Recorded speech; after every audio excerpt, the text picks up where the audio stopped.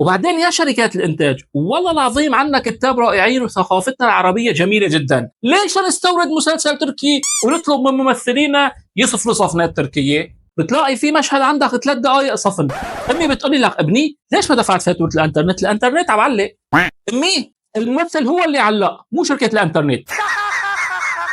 فعل وضعية الصفن لأنه في مشهد مهم جاي على الطريق. عداك عن السيناريو الركيك اللي ما بتماشى مع ثقافتنا، بس الجمهور عم يتابع المسلسل بسبب الأبطال اللي بيحبوهم. وعلى فكرة حتى في معجبين من الممثلين ما بيعجبهم أداء الممثلين بسبب ردات الفعل المبالغ فيها وطريقة سرد الأحداث.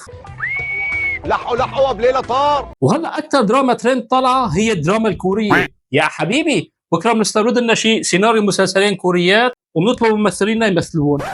بس في عنا مشكلة، الممثلين تبعنا ما بيشبهوا الكوريين، جيناتنا مختلفة. يلا شركات الانتاج بكره بلاقوا لها حل، بيجيبوا ممثلين كوريين وبيعملوا لهم دورة عربية، وحتى لو حكوا عربية مكسرة ما بيأثر مشان المصداقية تبع المسلسل. ماذا أقول؟ الله يوفقك إلهي، الله يوفقك.